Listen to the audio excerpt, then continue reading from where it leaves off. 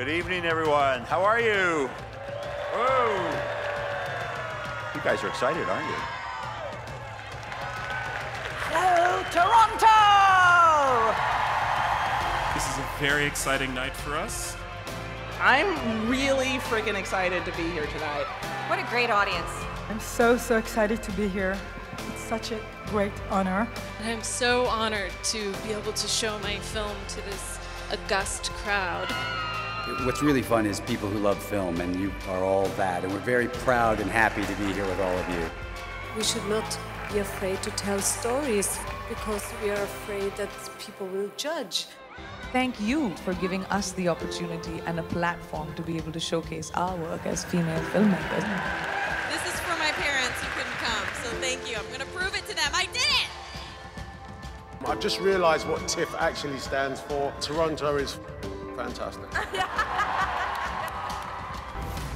This is the story of our city, and we're a very proud city, and I want the world to see it. We're holding for about 10 seconds while the live stream plays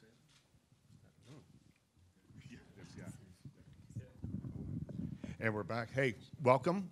Welcome to you, the assembled members of the press. Welcome to the cast of Hotel Mumbai. Nice to see you all. The story, just so that everyone's on the same page for people watching at home as well, Hotel Mumbai tells the astonishing true story of the victims and survivor of the devastating attacks on Mumbai in 2008. And I'm going to start by directing a question to John and to Anthony. You interviewed a great many of the survivors of the shooting. What did you learn from them that informed this story? I think more than anything, the idea that you had a whole lot of people from every conceivable different background, racial, ethnic, from different socioeconomic groups who came together in the face of real adversity, to survive.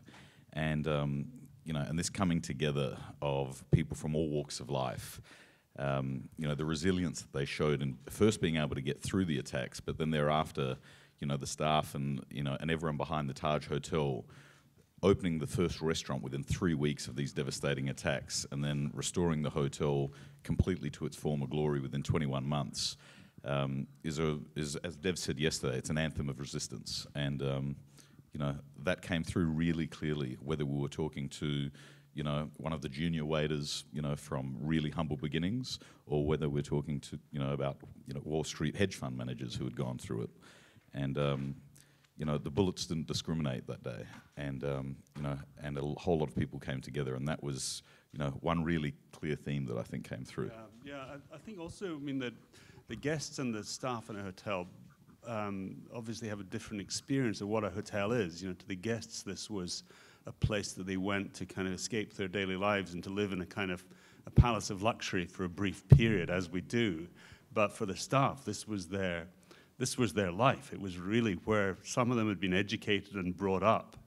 And the head chef, Herman Oberoi, who took us out to dinner in his restaurant the first night we were there, just a delightful, delightful guy. This was really like his home, and he was like a father to a member of a lot of these staff members, which was really touching.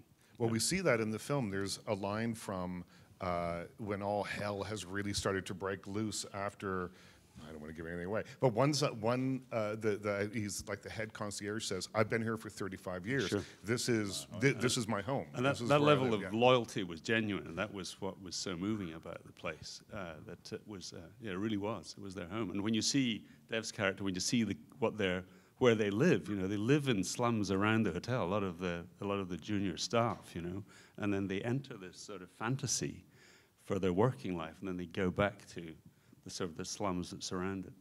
I love that the bathwater is always 48 degrees, perfectly 48 degrees. It's such a great little detail that tells you so much of what you need to know about that hotel. Yeah, it also tells you about the fetishization of luxury, doesn't it? The fact that we worry about this shit, and for them it's survival. Now, for the assembled cast, let me ask you, and Dev, you're closest to me, we'll start with you, about going to the hotel. I understand that you all went and sort of walked the halls and things. What do you learn from that? I mean, there's a sense of Is there a sense still there that something terrible happened, or what is the sense that you get?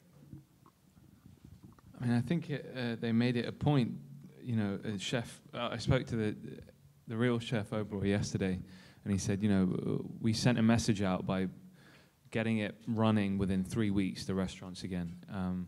And they really want to put that in the past and show that this hasn't crippled the Taj in any way. There is a monument when you go in there to all the victims of the Taj, and you see that, and, you know, makes you a little emotional. And I've stayed in, I haven't stayed in that hotel, but I've stayed in another Taj in Mumbai. You know, I've spoken to some of the staff that work there. Actually, there's a Sikh waiter that I spoke to, and you know, it's a very delicate subject. It's still very raw for a lot of the people there. Was there a sense as you were in the hotel meeting the staff that they were suffering? Is there PTSD that they're suffering from? What has happened in the months and years since then? Well, it's kind of constantly present. We've got if you go to the Taj Hotel now, there's a sort of engraved stone wall with the names of all the dead on it, half of whom were guests and half of whom were staff, and so that's a constant reminder to them. I think you know, as the trauma of the event fades, it's a matter of pride to them. I think it has a lot to do with, it's just not a hotel, it's also the owners. The Tatas are supposed to be the most respectable, honest people. So it's their legacy which they bring into everything, all the details of any business that they do. If you see the Tata name, Tata, the JRD Tata and Ratan Tata, you know that you can trust them. So it's years of, hundreds of years of, 100 years of at least, their own reputation, their own way of dealing with business. That's why it's such an iconic hotel. It's what they have brought to the philosophy of the hotel. And am I right in saying that this is your 501st film? Yes. I read that. Yes, it is. Ask him how many he's done since we shot this. How many have you done since? 16. Wow. Nazanin. Oh no, I was just going to add that we had a group meal at the Taj, and I remember distinctly that the lights went out, but something happened, and the waiters came up to us, and they apologized profusely like 16 times. And I remember thinking, wow, everything that Anthony portrayed in this film, as far as the respect for guests and the, you know, constant care for guests, is based on reality. But I forgot about that. I forgot we were sitting downstairs in the lobby after having filmed the majority of the interior shots down in Adelaide. So we're then in Mumbai and we're having a meal at the Taj, and all of a sudden all of the lights went out. And we all just looked at each other. We were like, "Oh shit!" Fortunately, everything was fine. But it's easy to get distracted because it's such an iconic place and it means so much in India. But I suspect, and you can contradict me if you like, guys, but that the reason you were drawn to tell the story is that there's something very universal. We're told often that we should be, we're divided by race, by income. There's a bunch of stuff. There are people in the highest offices on the planet telling us that essentially we're all selfish, venal characters. But in this situation, this real life situation, when the most catastrophic thing, existential threat that could happened to a bunch of people, those divides evaporated immediately. So it's less about the hotel, with respect to the hotel, than it is about who we are as human beings, and could have happened in many other situations too. I think it's an essential truth about who we are. And Tilda, we haven't heard from you yet. Yeah, I mean, it was a very beautiful, going in there, you don't feel the horror in there, I don't think. Like, it's so, there is such respect that you're treated with. It was very strange. I spent a lot of time watching the documentaries and, you know, looking up a lot of things about the attacks before we started, obviously. And knowing in detail what happened in there, it was pretty moving being in there and seeing how it just seemed so serene and beautiful, and how quickly they'd transformed the feeling of that space. Yeah. And the interiors were shot on a soundstage in Adelaide, right? Not quite. They were meant to be shot on a soundstage in Adelaide, and we soon figured out that the actual administration building next to the soundstage was actually very similar architecture to the real Taj. And our production designer says, any chance we can kick out, the people from the offices of the South Australian Film Corporation, which they graciously allowed us to do, and that resulted in far less building and just more dressing. That wasn't for the entire the entire locale of the Taj. We did shoot not only exteriors in India, but a lot of the bigger set pieces in India, like the lobby sequence and others, were in huge, grand old buildings in and around Mumbai. So, in fact, where we shot a lot of the rear area of the hotel was the actual real-life location that the head of the terror squad was gunned down in by the gunman within a few hours of the attacks. So, it raises another point that one of the reasons that the police response, was so fragmented was because they literally lost the head of the terror squad, within the first hour or so of the attack. So, it did leave not only the people in the Taj, this happened all across Mumbai. So you had 12 sites that were hit: the Oberoi Hotel, the Trident, the Metro Cinema, the railway station, restaurants. The gunmen were leaving grenades in the taxis that they were going from place to place in with timer bombs. So they thought the whole city was under siege, like no one knew what was happening. And, we obviously focused on the Taj itself because that was their primary target. But this was definitely something that was felt by everyone that lived in this, this mega city of 20+ million people. I saw it with an audience last night of a couple thousand people, and it was really remarkable watching it. I don't know if you were there later. I don't know if you were in the theater for the actual screening, but people were audibly reacting to things that happened in this film. They would ooh, you could feel the tension, in the audience. And I was thinking, if it works this well on a screen for, all these 2,000 strangers, it must have been doubly intense for you to be there and recreate this, because it is gripping and it is horrible. And I think that in the world that we live in now, so many people might just think, well, this could happen anywhere. This could be... And it does. And it does, yeah. And so tell me a little bit about the experience of shooting this film and the intensity that perhaps... Well, actually, just before you said that, I saw it in a very different circumstance a couple of weeks ago in London, in a little screening room with a bunch of people from the industry who are far more cynical, and my 13 and 16-year-old daughters and my 70-something-year-old mother-in-law, who won't thank me for telling her age. But immediately the film started, because I hadn't seen it yet. I thought maybe I shouldn't have brought them. It's there's a lot of stuff in it that's challenging, and the entire room, this little room in which I was slightly worried there would be people checking their phones when it started, were completely gripped. They were all sobbing and they were gasping, but they left invigorated. All of them, Dirty Dancing was their favorite film before it started. Now they went, "That's the best film I've ever seen, Dad." And my mother-in-law, who I thought was going to grab them and take them out, just was stunned, and we all sat. And the amazing thing about it, the highest aspiration of storytelling, is not only that it's completely engaging, but they were dying to talk about it. They wanted to talk, but they wanted to talk about choices, what it showed them about human beings. They wanted to know which bits were true, and so I think it works in any environment. It is true, though, that I hope people see it on a screen with other people, because what it does is connect you with other people and recognize your common humanity. Watch it by yourself. It's not quite the same thing. It's why we all love cinema. Yeah, I did one of these yesterday, and we were talking about that, how the experience of watching a movie is best done as a community. A bunch of strangers that are responding, and it's, I think, hardwired into our DNA to watch movies that way and entertain. We gathered around campfires. Exactly, campfire to theater almost. Yeah, and all the way up. And this film, I really got a sense of that yesterday.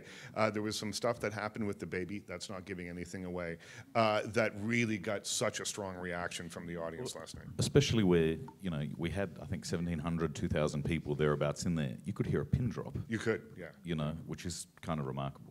I think it says a lot that some of us on the cast, including yourself, Anupam, and me, were literally crying on stage in the Q&A afterwards, and I couldn't help myself. I was just streaming tears down my face, and I'd not only read the script, but I worked on the film, obviously, and having just watched the film, if it elicits that kind of response in me, I can only imagine, having never seen it, or for people who know nothing about this story, it elicits an even stronger response. The loudest noise I heard of the audience responding emotionally was in the most beautiful scene. It's where the scene with you, Dev, and the older lady, when you go up and offer to take your turban off, because it affirms something. I think I might well up now, actually. It affirms something really special about what we're capable of as human beings under adversity. And there's a great line that comes later, and again, this gives nothing away, but Armie, you say, "Don't look at me." at one point to your wife, because Believe me, he never says that. It's such a great moment, because it in that one line you get a sense of the depth of his connection with her and why he's doing it. It's a beautiful, quick little piece. Let's be careful not to elaborate too much, not to give anything away on that. That's all I was saying. But actually, almost everything in the film is true. We took liberties by compiling the things that happened to different characters and give them all to one character. But that moment, and basically I think everything in the film, is a true moment. They've just been compressed into the space of 2 hours. Yeah. I tell the story about my 85-year-old mom. I was in London, and my producers had organized a screening for the distributors in Mumbai. So he asked me, would you like to send somebody? I said, my mother, who does not understand at all anything about English, and my brother. So I was in London, so she called me up, and there was very choking voice. She said, how do you do it? I said, what do you mean? You've seen so many. You are a good actor. I said, why? I said, first time in 500 movies, first time she said, you're a good actor. I said, whoa. She said, I cried. I was very moved by your acting. How do you do it? I said, it's too late to ask me this question now, Mom. I've done it. Yeah. I'll turn it over to the assembled press here. Do we have questions? Yeah, go ahead. We'll get a microphone to you.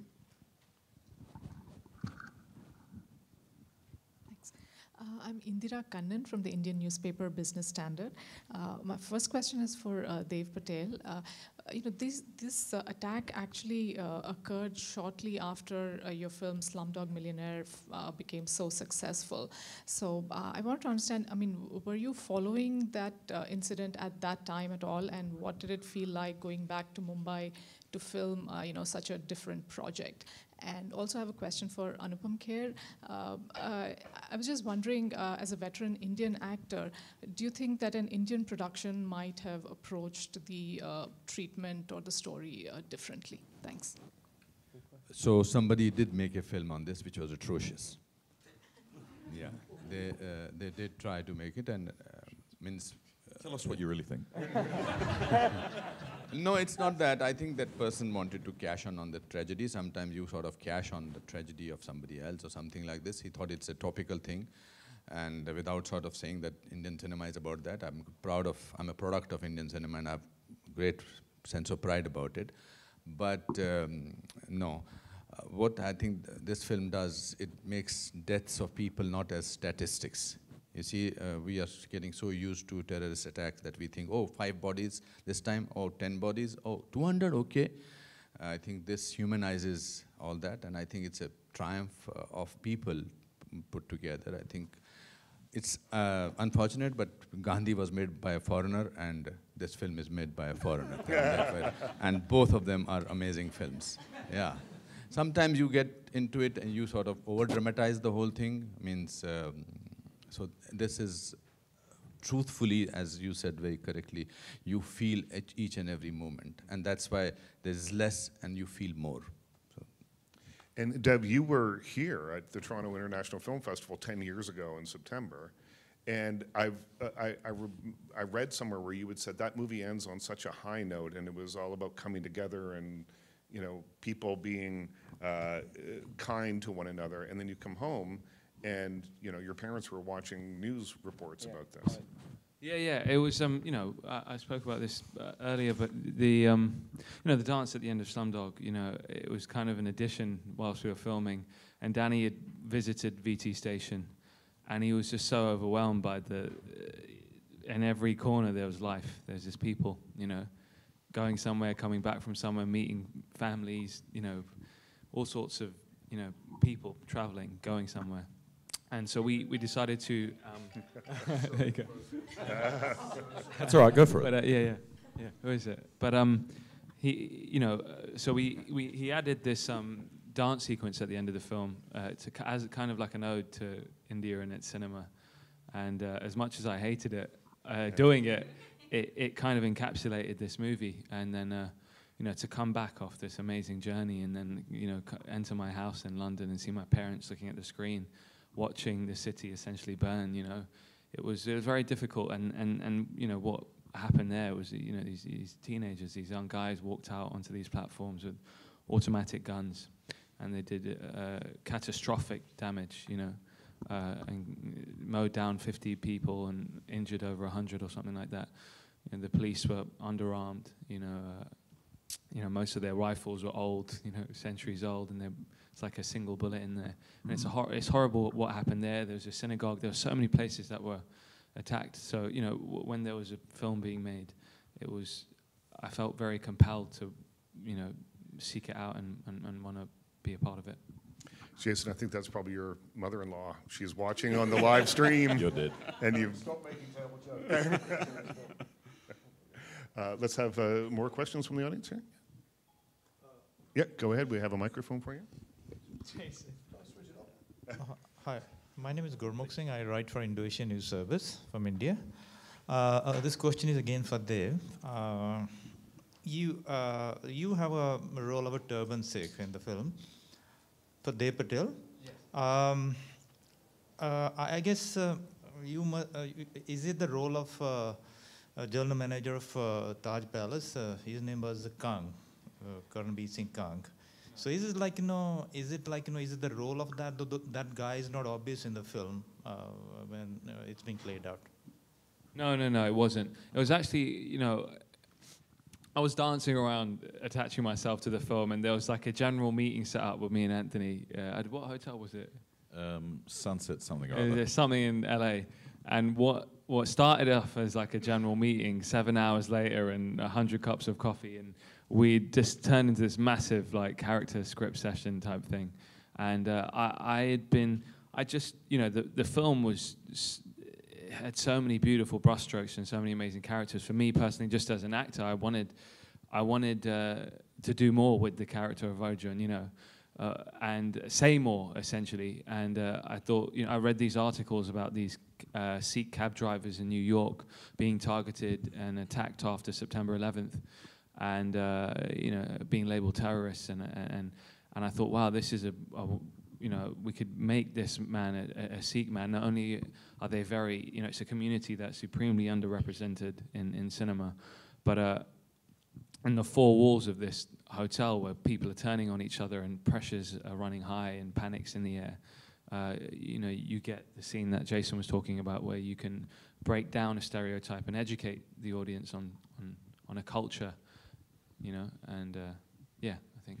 And you know, and the Taj has you know, a huge number of Sikhs working for them. The doormen, in fact, traditionally are Sikhs because they are of the warrior class. So that was an element too. Armie, we've seen you in such an interesting array of films in the last couple of years, all completely different, all really, I think, pushing boundaries of things that we haven't seen before. What was it about this film that made you add that one to the list? The main element of attraction in this film for me was Anthony, getting to work with him. He and John had such an incredible script, and then I saw a short film that he made called The Palace, and it was the most intense 12 or 15 minutes that I've ever had in my entire life. I had to pause the movie at one point and get up and walk around my room and just be like, okay, so this is the movie, just finish the movie. And after seeing what he did with that and reading the amazing script that they had, I just knew that he was the only person who really could direct something like this. And I also really responded to the display of sort of the indomitable human spirit. And to go back to what everybody else said, you have an incredibly varied group of people from all different walks of life. And to see what they were able to overcome and the adversities that they were able to surmount, and not only that, survive, it's an incredible story. And I also really liked that the people inflicting the terror, the gunmen in the movie, were not two-dimensional, faceless instruments of evil just wielding guns and causing havoc. They were people. They were kids. And in a way, they were kids who were tricked kind of into doing this. You know, whether it was they were promised money or surgeries for their family or whatever, they were convinced and indoctrinated and brainwashed into doing this heinous act of terror.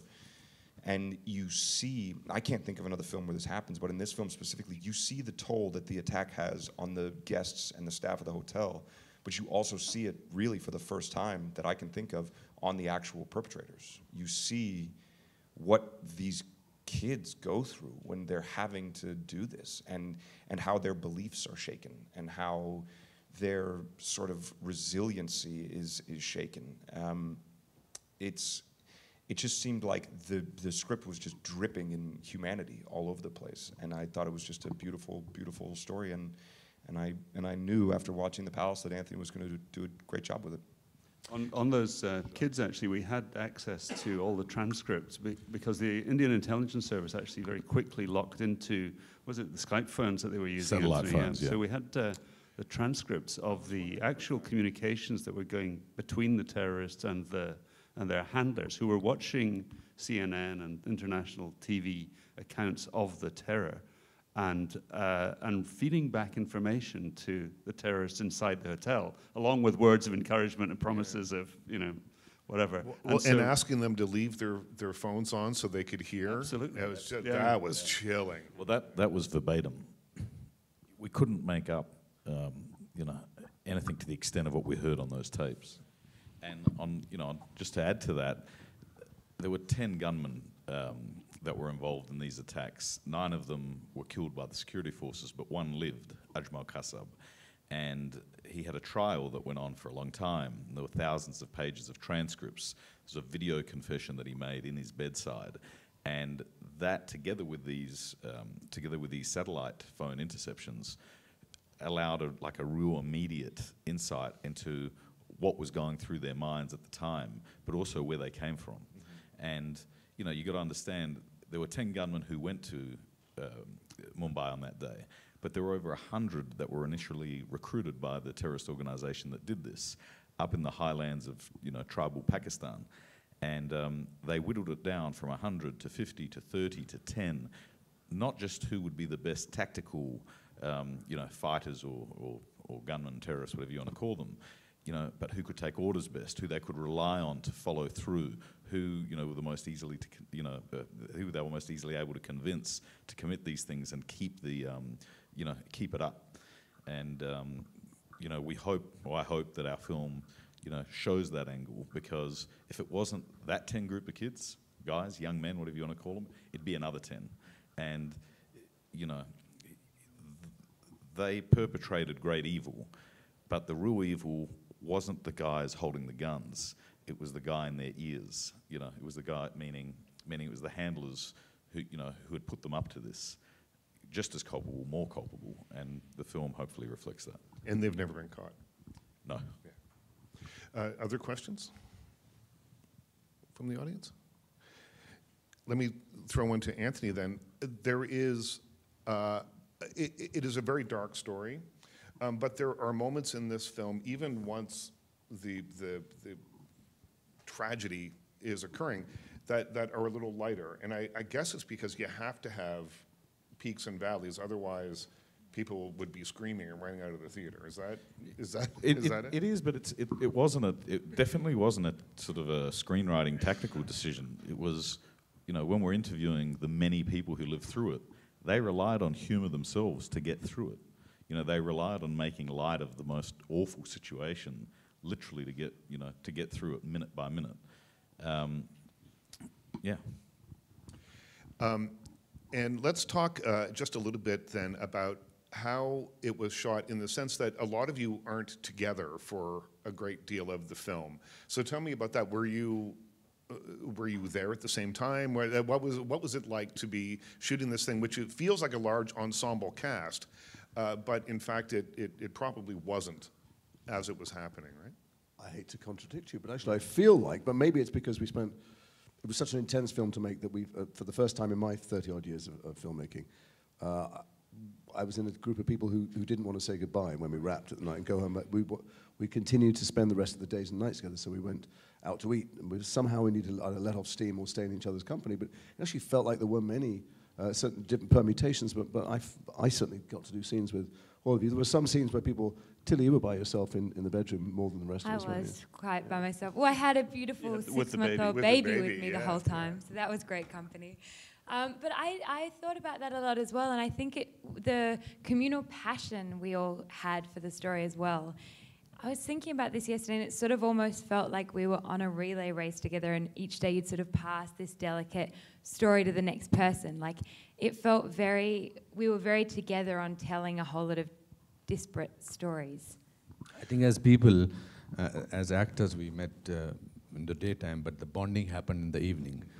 Because I think it was very important, it was less acting, more of personal bonding, which sort of had to be displayed on screen for us to emotionally hold our hands together, because what we were going through during the day with Anthony was very traumatic, because we could not depend on acting only, we had to actually feel it. And then Anthony, in his great style, used to have this sound recording of bullets going on actually, and we will actually go through that trauma. And in the evening, we used to meet every evening in the lobby. And at any cost, we'll have to spend some time together. And I will say that not only this film has given me a great role and a great film, but it's given me an extended family for the rest of my life. And that makes me feel a rich person.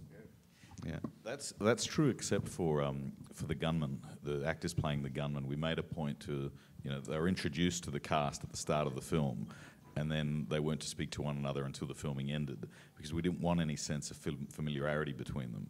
And there was in all four cases of the actors playing the four gunmen, some had experience in working in front of the camera, others hadn't. They hadn't ever done a feature film or perhaps even a short film.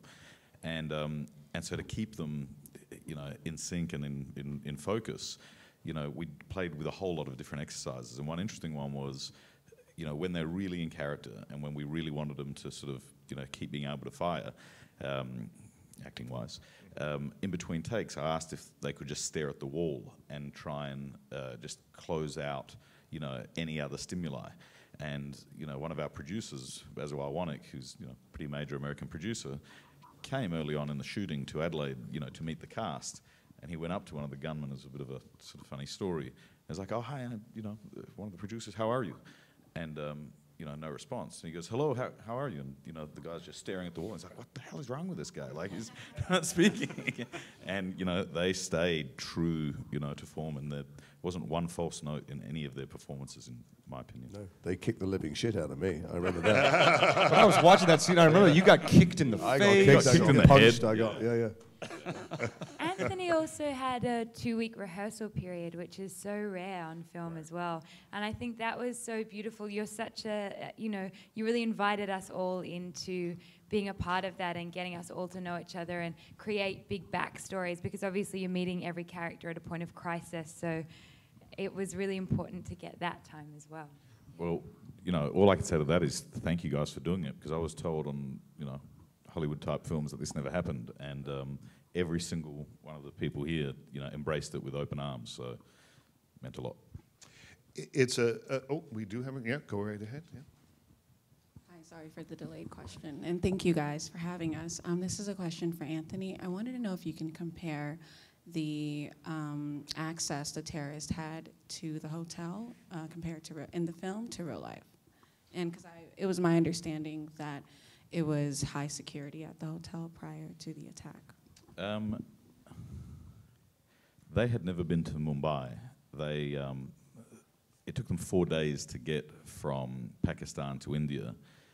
They had gone on one ship, they hijacked a fishing trawler, they'd cut the throat of the captain, and then when they got close to Mumbai, they went into the inflatable boats that you see them arrive in at the start of the film. But they'd never set foot there. Lakesh Taiba, the group that put this all together, had sent scouts there, many months in advance, maybe over a year in advance, to scout out the different locations. And it was as professionally organised, an attack as you could imagine. So they had people going into the Taj, under assumed names, taking photos and videos and, doing all this sort of stuff. They had the plans, like they knew where they were going. But the actual gunman, again, hadn't been to the hotel. And that's where this umbilical cord of the satellite phones played such a distinct part, because it's picking up from John's point earlier. Not only was, not only were the handlers there providing, I guess you could say, motivation, for lack of a better word, but they were guiding them through the hotel.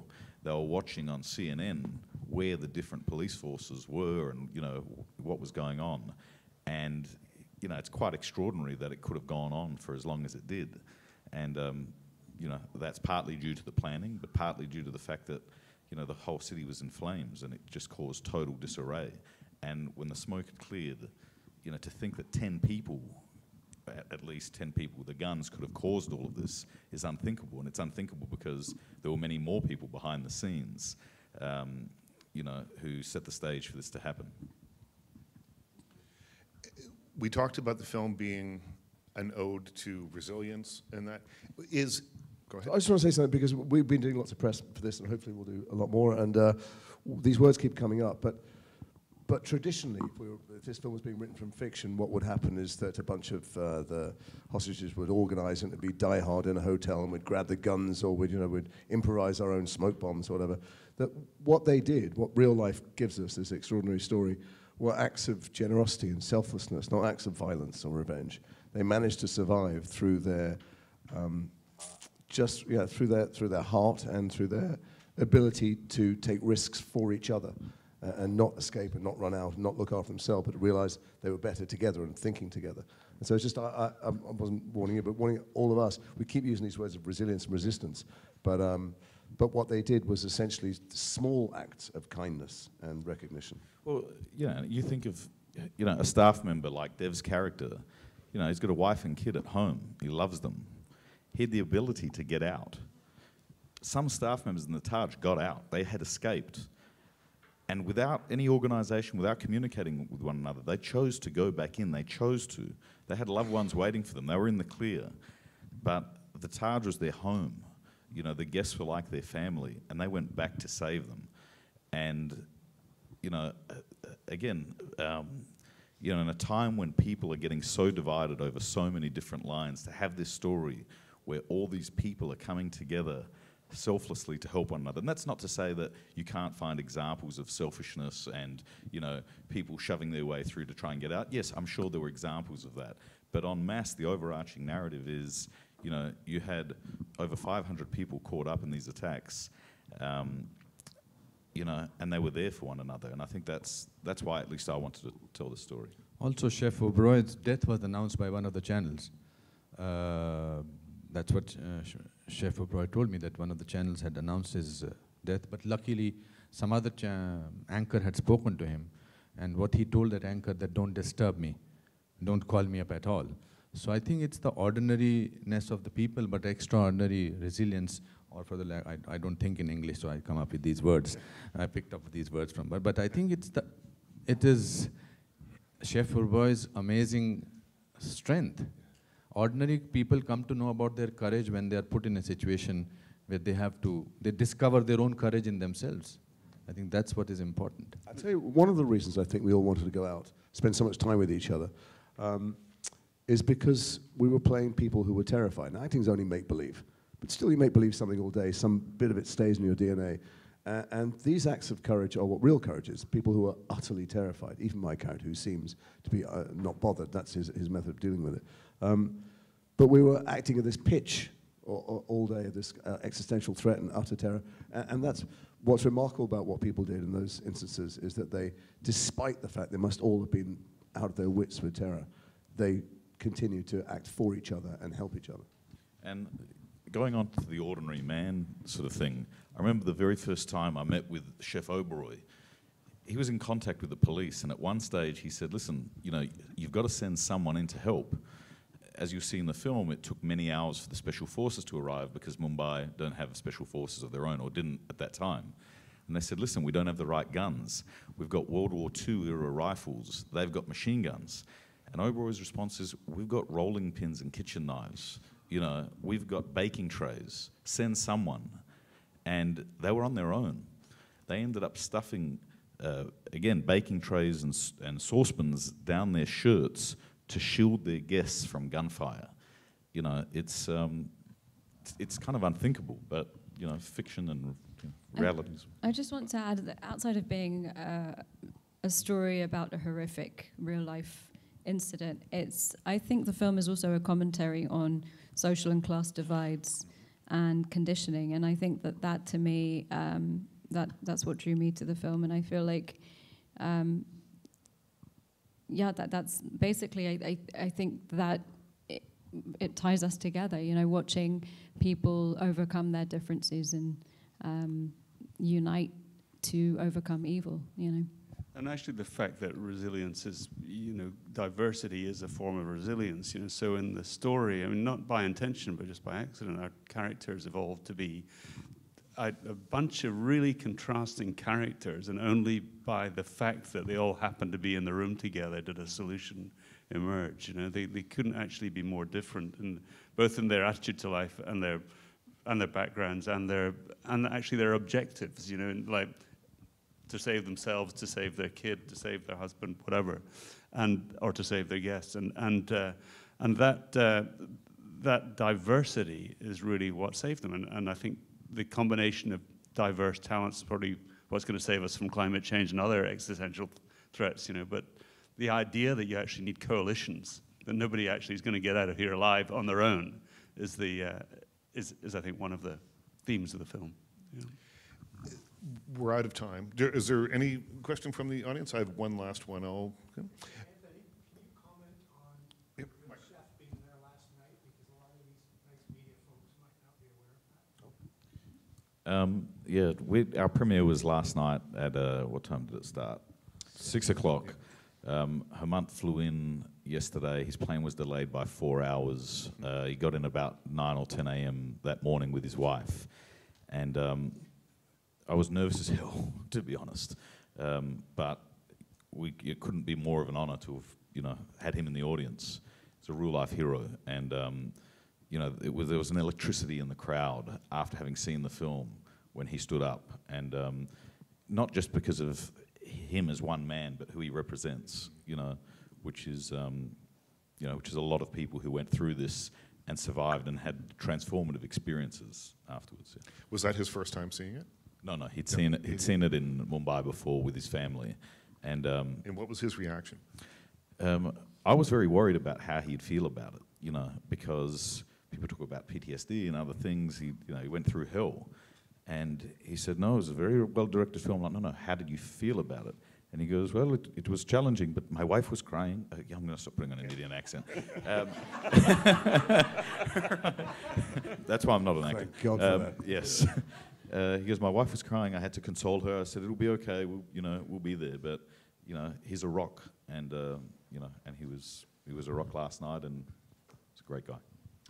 Thank you very much. Thank you very much. Thank you. Thank you.